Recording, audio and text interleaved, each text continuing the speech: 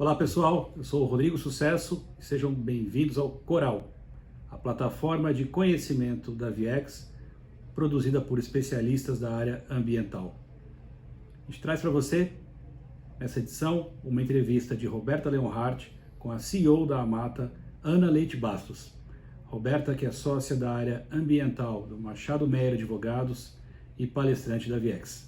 Roberta, passo a palavra para você. Muito obrigado por ter aceito o nosso convite. Obrigada, Sucesso, pelo convite. Para nós do Machado Meyer, é um prazer podermos participar desta primeira edição do Coral. Esse tema, Walk the Talk, super atual, né? Não poderia ter vindo em melhor hora.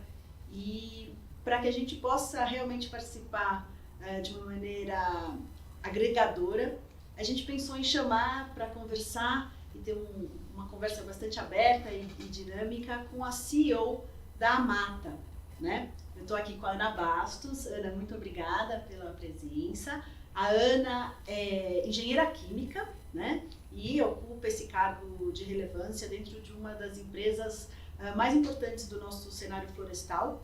A Amata tem 15 anos já de existência e ela foi instituída com o firme propósito de fazer a manutenção da floresta em pé.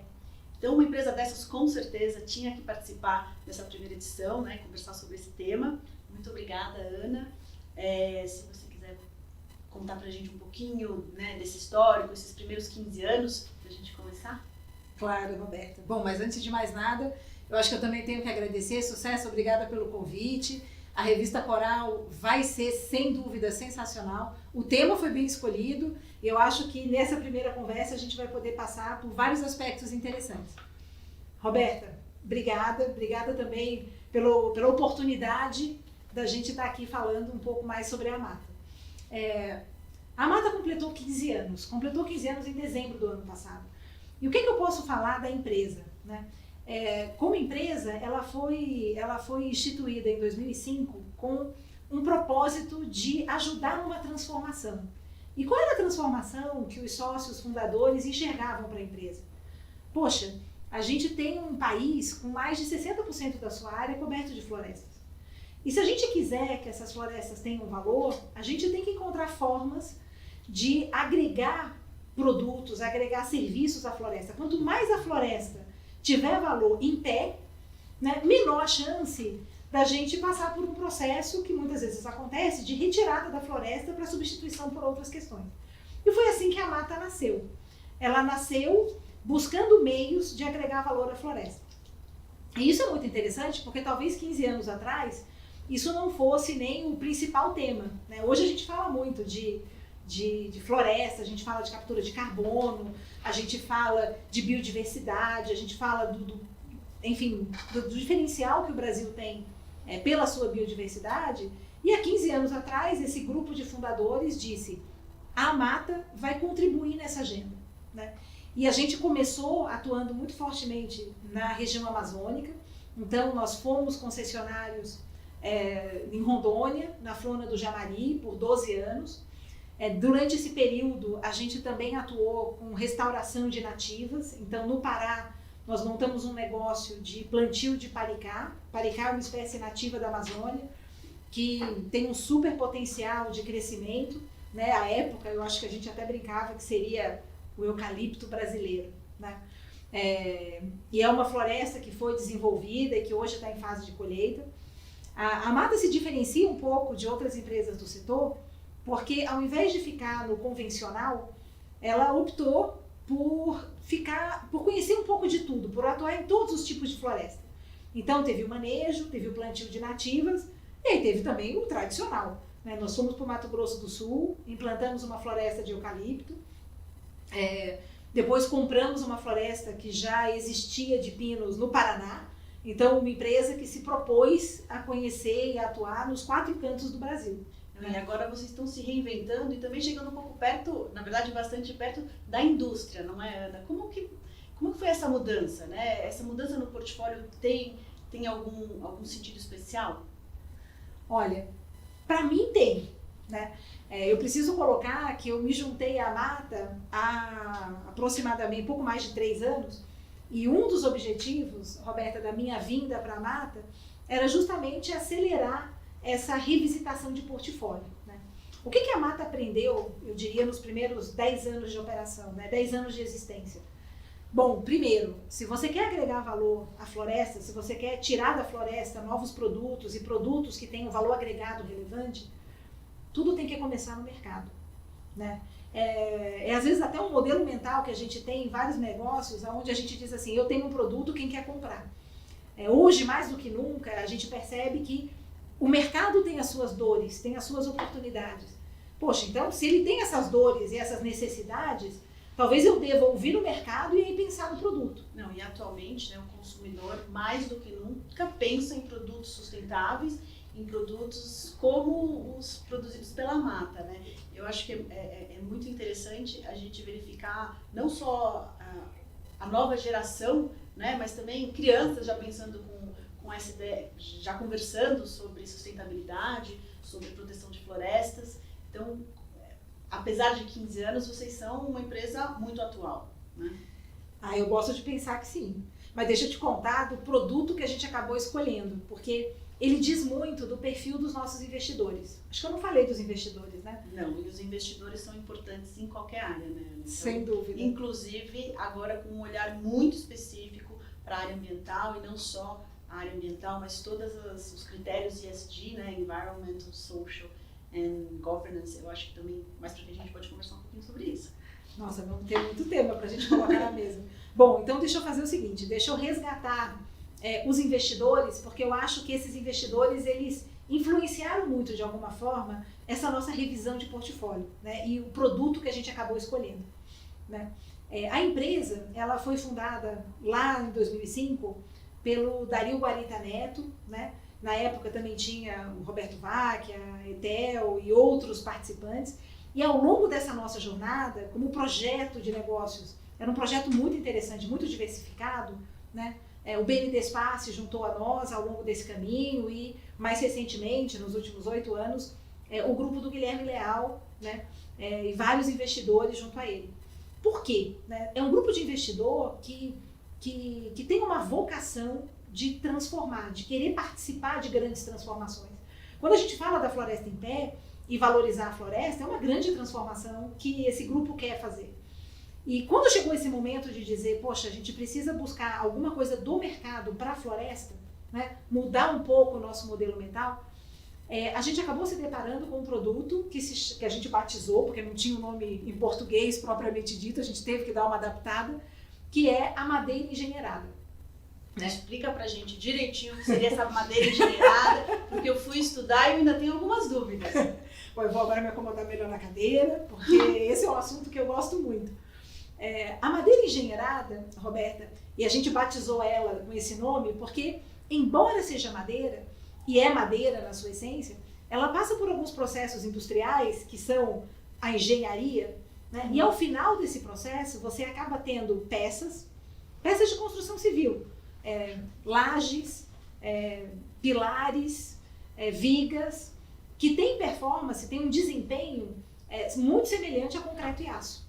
Então, há 20 anos atrás, né, e aí vale a pena a gente colocar, porque quando eu falo de madeira engenheirada, às vezes as pessoas pensam que é um processo, é um produto que começou ontem. Bom, ele precisa estar começando agora no Brasil, mas há mais ou menos 20 anos atrás, na Europa, na Áustria mais especificamente, começou a ser desenvolvida uma tecnologia de colagem são lamelas, o nome correto é lamela, mas eu vou chamar de tábua porque fica mais fácil o entendimento. É um processo onde você cola tábuas de madeira de forma perpendicular uma à outra, né? E você vai colando camadas desse material, né? Obviamente, quanto mais camadas você coloca, mais resistente ele fica e mais carga ele suporta nas edificações, né? Mas aí cabe aos engenheiros fazerem as contas direitinho, né? E você, com esse material, consegue, ao final do processo, ter uma grande peça de Lego, né? É como se a gente fosse construir um prédio dessa altura, né? Nós estamos aqui num prédio que deve ter seus 20 e poucos andares, e você poderia construí-lo em questão de pouquíssimos meses. 3, 4 meses você consegue Só levar... com madeira engenheirada. Só com madeira engenheirada. Porque a tecnologia é uma tecnologia industrializada. Você traz as peças de Lego da sua fábrica, as lajes e os pilares, né? E você faz na obra somente a montagem. Então você chega a ganhar, Roberta, alguma coisa como 50% do tempo de obra. Impressionante. E isso é interessante porque, e aí eu tenho certeza que os nossos ouvintes já experimentaram essa realidade nos seus CPFs. Quem não tentou fazer uma reforma em casa, ou tentou construir uma casa do zero e se deparou com um processo que é muito demorado, que gera muito resíduo. Atrasos, dores de cabeça, não, sem dúvida nenhuma. Pode ser reforma do banheiro, pode ser uma reforma total, né? Sempre tem algum imprevisto. E aí, quando você pensa em tecnologias que reduzem o tempo de construção, o que você está fazendo, na verdade, é reduzir o risco de execução. Você reduz o risco da obra, você reduz o risco de atraso, de repente ter um custo que você não planejou, começou a chover e agora você não consegue terminar. E a gente percebeu que essas dores, elas são comuns em todos os lugares do mundo. Então, poxa, por que não trazer essa tecnologia para o Brasil? A gente tem um mercado de construção civil enorme, né? De altíssimo nível, ótimos engenheiros, arquitetos, muita criatividade. A gente tem uma área de florestas plantadas e áreas disponíveis para plantio de florestas enorme, gigantesca. Poxa, se a gente tem a matéria-prima, que é onde a mata tem essa afinidade, se a gente tem um mercado final, se a gente precisa trabalhar com captura de carbono, né? Captura de carbono. Não, captura de carbono, realmente, agora você tocou num outro assunto que é muito caro também aqui aos leitores, né, aqui os ouvintes da nossa revista, da revista Coral, Climate Change. Eu sei que você pessoalmente, né, tem um interesse muito grande no tema. Como você vê a intersecção, né, entre Climate Change e o que vocês vêm fazendo na mata? Olha, Roberta, eu acho que a intersecção é plena, né? Para nós, quanto mais, né, globalmente a gente desenvolve a consciência e a importância da gente lidar com as questões dos efeitos climáticos e, mais do que isso, né, encontrar mecanismos para capturar mais carbono, reduzir as emissões e com isso contribuir para uma meta global, eu acho que isso tem tudo a ver com a mata e, obviamente, tem tudo a ver com a indústria florestal. Né? Tem tudo a ver com o nosso momento, né? A gente aqui acompanha no escritório o mercado de carbono há muito tempo. Eu participei da COP9 e da COP10, a gente está na 26, pode imaginar quanto tempinho tem já, né? E a gente viu lá no começo dos anos 2000 uma demanda muito grande aqui no escritório para fazer ERGOs, né? Emission Purchase, contratos de compra e venda de créditos de carbonos, uma demanda muito grande porque ainda tinha o MDL, ainda estava em vigor, sim, existia ainda o protocolo de Kyoto. Quando em 2012, né, as metas do MDL não foram continuadas para países como o Brasil, sim, para países com um desenvolvimento ainda um pouco mais atrás do que o nosso, a gente viu o mercado cair um pouco, né? Na verdade, bastante. O valor do crédito diminuiu drasticamente, mas a gente tem visto aqui no escritório, ultimamente, assim, uma demanda muito crescente novamente com crédito de carbono. Né? Não só demandas, como novos contratos e realmente o mundo tem falado sobre isso. Né? Realmente é um tema muito, muito interessante. Eu fico muito satisfeita de ouvir que também na ponta dos contratos esse olhar está mudando. Porque como a mata, como uma empresa, a nossa leitura ela até está nesse momento considerando todo esse aspecto ambiental de captura de carbono como um adicional. O mercado atualmente é voluntário, né? A gente não tem metas aqui, a mata não tem metas de redução específicas, né?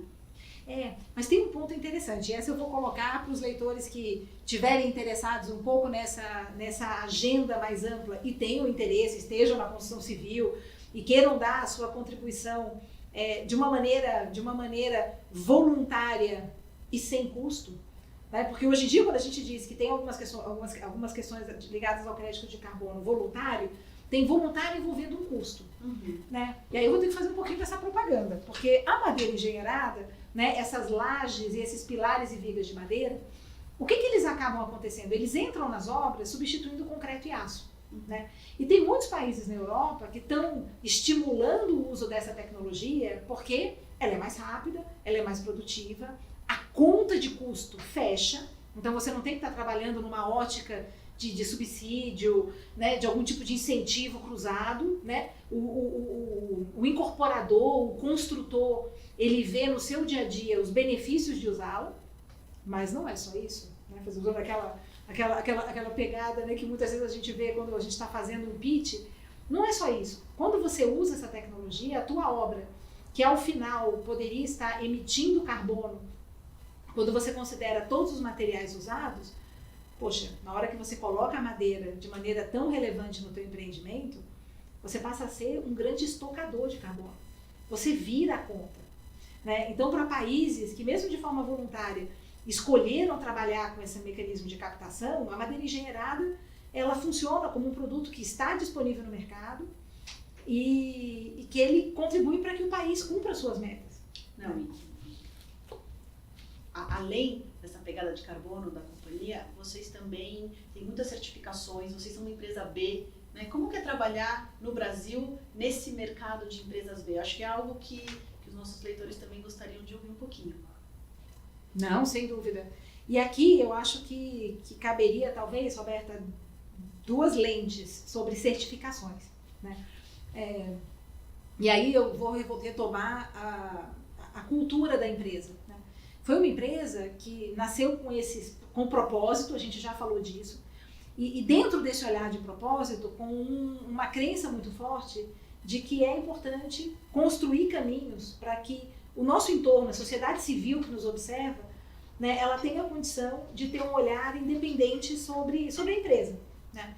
Então, a Mata, desde o início, ela buscou certificações internacionais, certificações importantes, né? Por sermos uma empresa florestal, seria correto dizer que a gente começou buscando as certificações FSC, né? Porque FSC é uma certificação muito tradicional para madeira, então está certificado em todas as nossas operações florestais.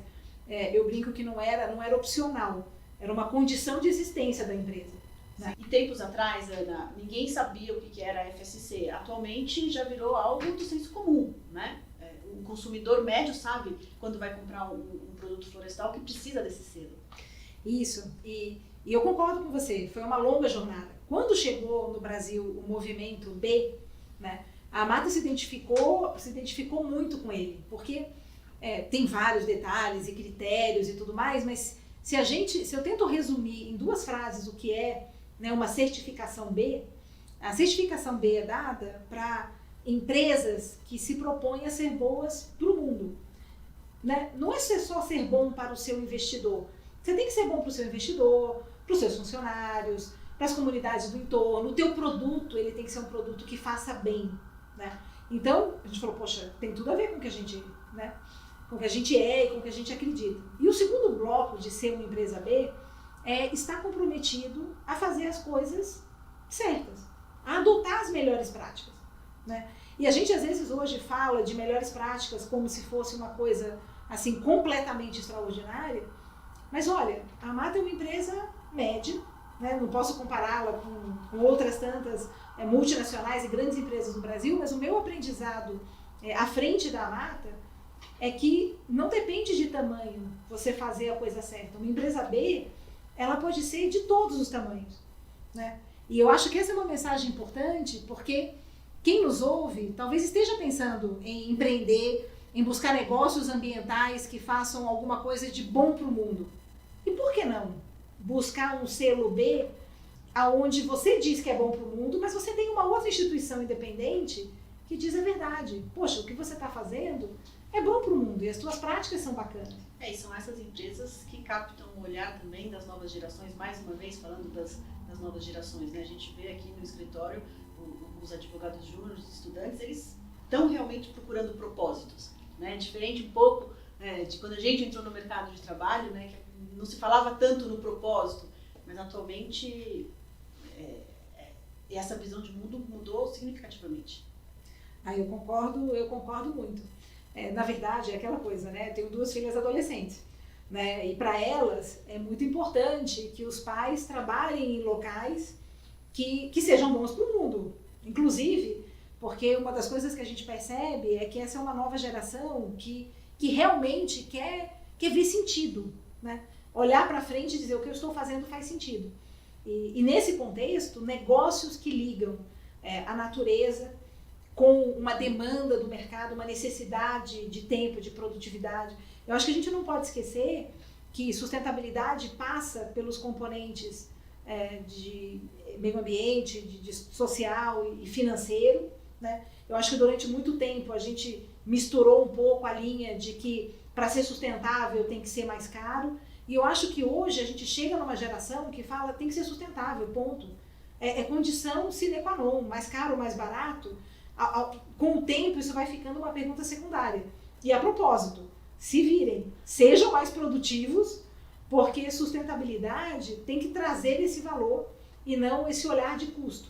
Né? Reflete até a perenidade da própria empresa. Né? Sem dúvida, sem dúvida. Outra questão que a gente conversa, quando a gente fala de Walk the Talk, a gente também agora lembra muito dos ODS da ONU. Né? E dentre vários dos ODS, né, e as métricas e os objetivos que têm que ser alcançados, a gente vê a questão de diversidade. Você, CEO, mulher, né, de uma empresa com um propósito sustentável muito claro, né, a presidente do conselho de administração também, né, é uma mulher. Como que você vê a diversidade dentro da Mata?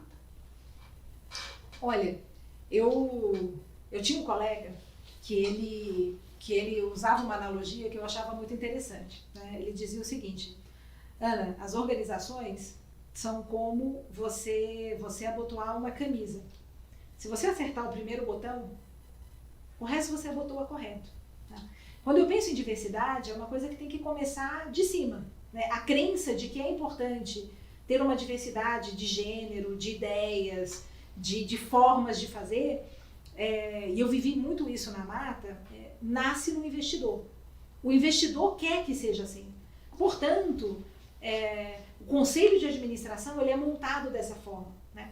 Há 3, 4 anos atrás, quando eles estavam avaliando, né, quem seria o CEO da empresa para esse estágio de transformação que ela se encontrava, eles queriam, obviamente, se encontrassem no mercado, que fosse uma mulher, para dar um tom diferente. Né? Era um tom de alguém que vinha do mercado, mas sem dúvida um tom menos usual no mercado florestal. Uma mentalidade exatamente walk the talk.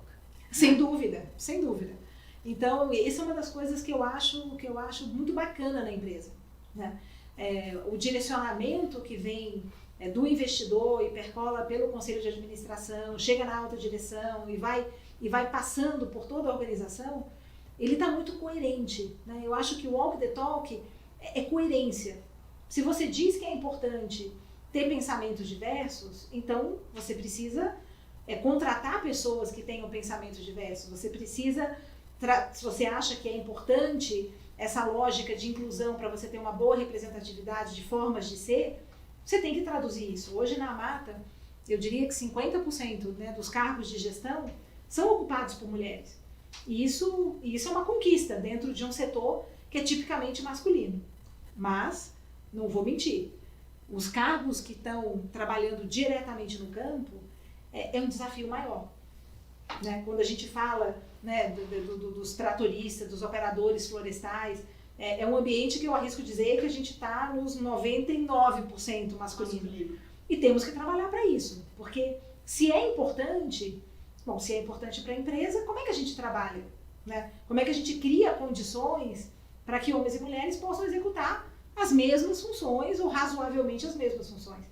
Então esse vai ser um desafio para a nossa próxima conversa daqui a alguns anos. Eu preciso de um tempo para trabalhar nisso. Com certeza. A gente aqui no escritório também, a gente tem uma série de iniciativas de diversidade, sejam iniciativas de gênero, de raça, culturais, e a gente sabe que não muda de uma hora para outra, né? Mas a gente já vê o candidato, né, por exemplo, o estudante, quando vem fazer entrevista aqui no escritório, a gente vê que a gente não está mais, só nós estamos entrevistando o candidato para ver se ele quer vir trabalhar no Machado Meyer. Eles também estão nos entrevistando. Sim. E as questões de diversidade, com certeza, assim, 95% dos estudantes que estão sendo entrevistados perguntam, mas como são suas políticas de diversidade? Qual que é a proporção de homens e mulheres, brancos e pretos, e assim vai. É realmente algo que mudou o mindset da nova geração. Concordo. E é aquela questão, não é opcional. né? Eu acho que esse tipo de questão não é opcional. Nós, como empresários, como executivos, a gente tem que ter muita consciência de que a perenidade das nossas empresas passam por a gente se adaptar. Se alguém me perguntasse assim, mas é fácil? Eu digo, não, fácil não é, porque a gente ainda convive num ambiente de negócios onde tem cada vez mais gente, cada vez mais empresas, cada vez mais novos entrantes comprometidos com essa nova pauta de valores, que na verdade deveria ter sido sempre as mesmas, mas enfim, é uma pauta de valores que a gente tem que abraçar, né? O meio ambiente, o social, a governança, a transparência, para perenizar, para sermos perenes, a gente tem que atentar a isso. Mas ainda existe no mercado um percentual de empresas e grupos que ainda estão eu gosto de pensar que eles ainda estão batendo a cabeça tentando encontrar o caminho para chegar lá, né? Porque o futuro é esse. Eu acho que o futuro a gente vai ter uma predominância de empresas, de negócios focados no ESG. Sem dúvida. Ana, retomando um pouco o que você disse sobre a Mata ser uma empresa média, né? E a gente está aqui falando de walk the talk, ESG, governança, questões de sustentabilidade. Você acha que só grandes empresas, multinacionais, conseguem caminhar por tantos critérios, por tantas obrigações de uma maneira efetiva? Como que funciona numa empresa média? Eu acho essa uma excelente pergunta, Roberta, porque a minha experiência pessoal, de carreira, ela foi feita em grandes empresas multinacionais, né?